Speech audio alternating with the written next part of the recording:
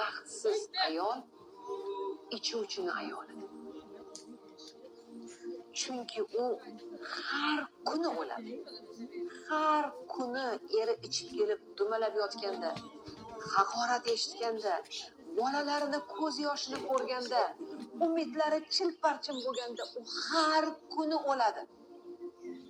Xiyonatda hattoki bir marta o'lsa ayol, ichuvchini ayoli har kuni o'ladi.